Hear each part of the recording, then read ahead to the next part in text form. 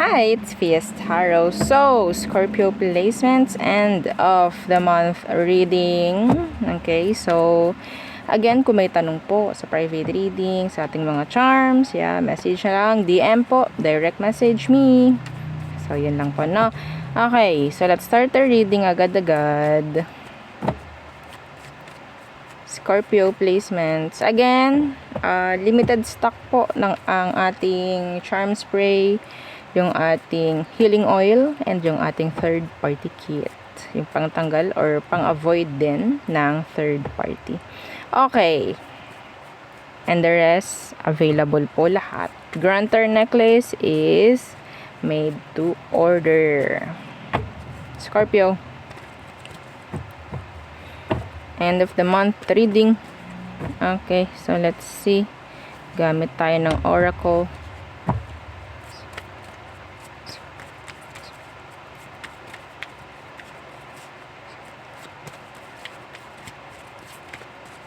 Okay. 1, 2, 3. So, first card is message of concern. And then, courthouse. Lagi ito, no? Walang shuffle na. So, yeah. High honor.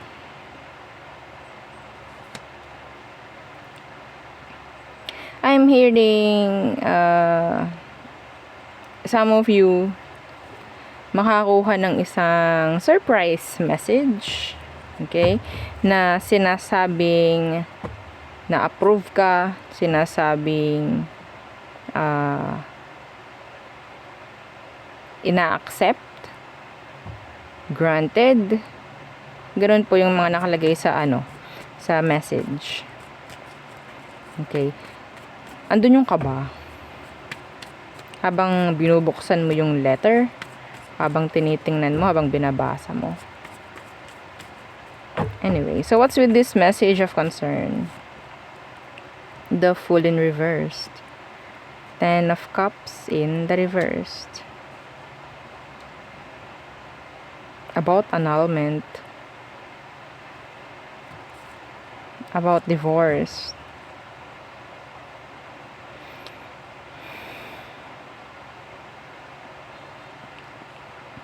Okay.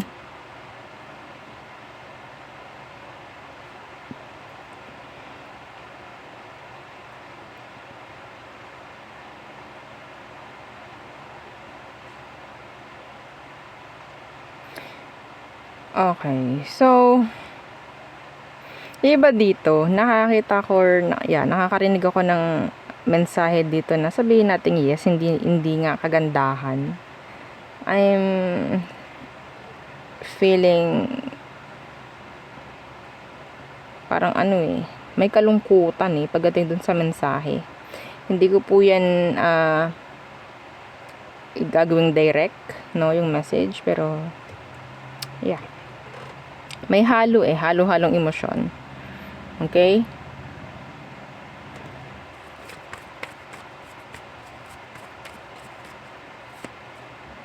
Yeah.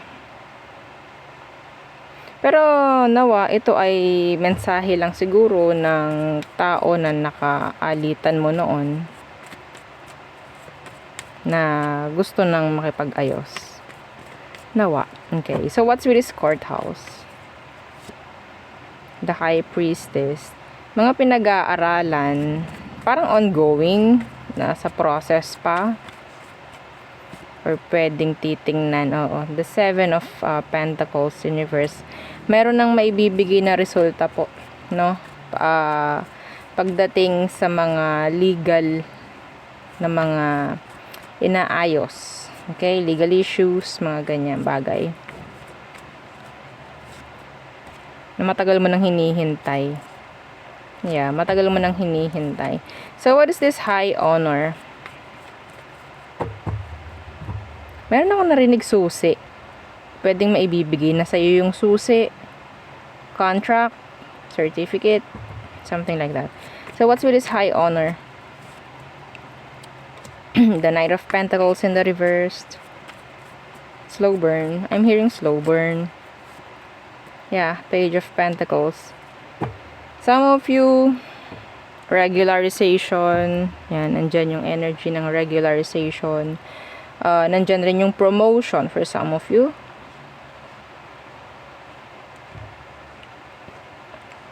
Okay? Maaaring kung ano yung parang pinagdasal mo. Okay? Matagal to eh. Matagal na to. Pwedeng bago mag-end ang June, tsaka ibibigay. I'm hearing credits. Recognition. Awards. Bago matapos ang June. Okay? So, that's good. That's nice. Meron makakapasa. I'm hearing second or third attempt. Okay?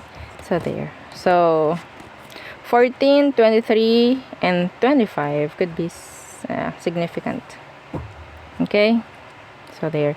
So, ano naman po ang parating pagdating sa love? What to expect? Scorpios in love. What to expect?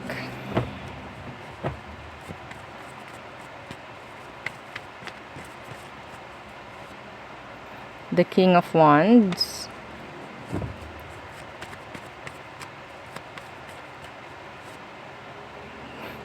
Iba dito, pwedeng meron kayong makikilala. Pwedeng Sagittarius or water sign na hindi tanggap or hindi masaya. Hindi magiging masaya yung inyong family members. Ay, ayoko niya. Alam mo, hindi ko gusto yan para sa'yo. May ganun. Okay? Open lang tayo dito. So, yeah, this is new. Pwedeng meron kang ipapakilala sa pamilya mo, pero I don't know, bakit hindi nila magugustuhan. May pagka-bossy yung person, may pagkamayabang din. Kung ano man ang gender niya, I don't care. Basta yeah, may ganong energy. So, parang yun yung dahilan kung bakit ayaw nila sa kanya. Eight of Wands in reversed. The Nine of Pentacles.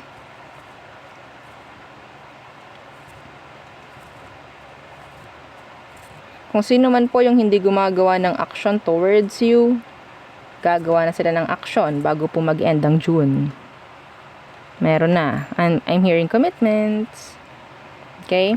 Three of Swords is here in reversed. Merong palalayain, merong pipiliin.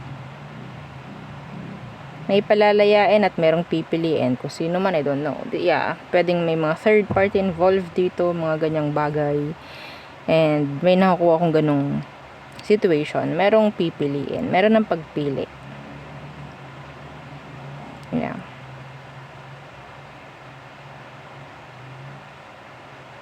Merong nagkaka-interest sa'yo. Hindi ka lang kinakausap. Sino to? The Two of Pentacles in reverse. I think pwedeng itong taong to na-reject mo na before, still gusto ka pa rin niya. Even though na-reject mo na siya, gusto ka pa rin niya. What else? The person on your mind. Let's see, Scorpio. The person on your mind. Who is this? The Knight of Cups in the reverse. Hot and cold. Yeah. The King of Pentacles in reverse. May pagkamakasarili yung tao. Gagawa lang siya ng action sa'yo kapag meron kang ginawa sa kanya or pag may kailangan lang siya. Self-centered yung person. Okay? Some of them may bisyo. Oo, may bisyo. Di ko alam kung ano, pero yeah. Ayun ang ayaw mo rin sa kanya, may bisyo. So, anong pwede? Anong pwede mong i-expect sa kanya bago mag-end ang June? The Ace of Pentacles and the Seven of Wands in the reversed. The King of Swords. Yung iba po dito, same gender. Di ba po, naging hot and cold? Pwede ngayon ay nakadistansya. May chance po na mag-reach out. Why? They need something from you. Pwedeng i-unblock ka. Lalo na po dito yung mga same gender po, no? Okay, i-unblock ka. Pwedeng, ito specific. Sasabihin ko direct. Pwedeng itong taong to, meron siyang mga kinakaharap na sa ngayon, I don't know kung paano malalaman, pero meron siyang kinakaharap na problema pagdating sa pera. And ikaw yung nakikita niya na pwedeng makatulong sa kanya. Okay? So there, yun ang aking reading for you, Scorpio. Again, don't forget to like, share, and subscribe, and follow our FB page, and yung sa nating YouTube channel na sa description box below. Again, thank you. Goodbye.